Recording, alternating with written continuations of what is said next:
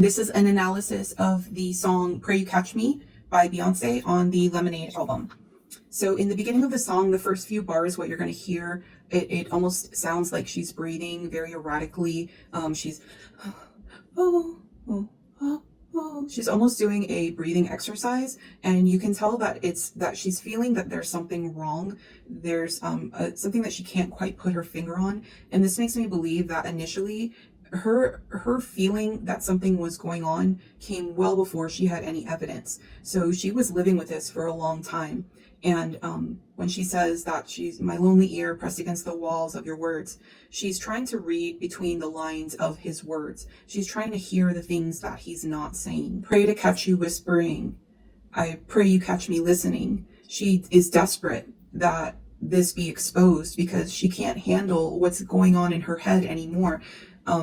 The thing is that when somebody is lying to you, but they're being, playing in your face and being very blatant about it, it's almost a little bit better because they're, then you know that they don't care about you. But if he's lying about something and hiding it from her that well, he knows that that thing is incredibly devastating. And that makes it worse because why would you hurt somebody that you actually care about? So B at this point is a fully realized and actuating woman. She understands nuance. She understands body language. She can pick up on the little minutia in somebody's speech patterns. And that's what she's picking up on. And I truly believe that she had those as indicators of the infidelity more so than a blatant kind of evidence that was in her face. As a side note, that's a sign of someone who's neurodivergent. And I'm not saying that I believe Beyonce is neurodivergent, but there are other signs that point to that being the case.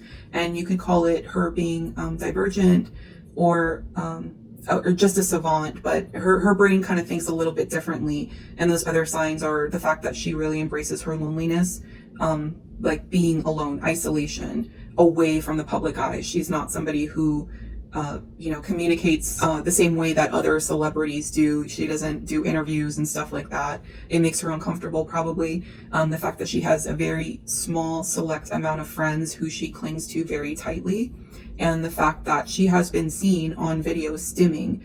And I know some people, these insane, conspiracy theories that she's MK Ultra or a clone or something when she's kind of, disassociated and rocking back and forth.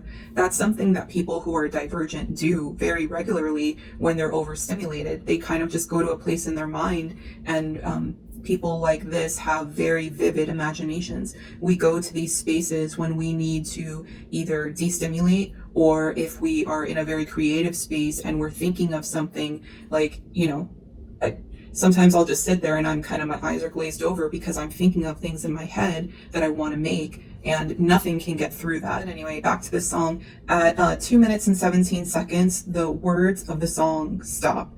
And it's almost as if she's becoming lost in her thoughts. She's putting pieces together. And then she makes a sound almost like she's saying, oh, like she's, coming to the realization. And then that sound kind of goes into a harmonic scream. And it's kind of jarring. If you've ever been in that headspace, you can definitely hear the pain in that. That what she didn't want to believe is actually the case. After that, there are no more words, there are no more sounds, and the music becomes almost like a dirge. It's kind of a grief sound. It's like mourning or a realization. It's like the sound of her heart breaking and her illusion has been shattered.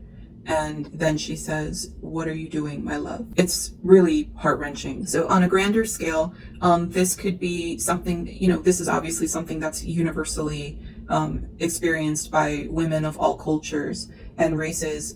We have our hearts broken. So she's talking about kind of a universal experience here, the betrayal that you feel, but that betrayal comes after your intuition has kind of kicked off and said, something's not right here. And even though they might try to make you sound crazy, you need to trust that intuition.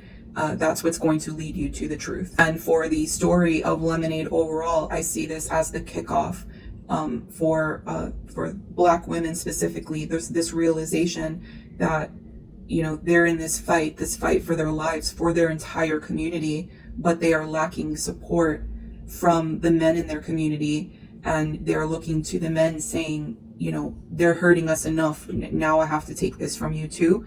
If you know, when I go through the rest of the songs, I'll be able to explain how I see this transition going through.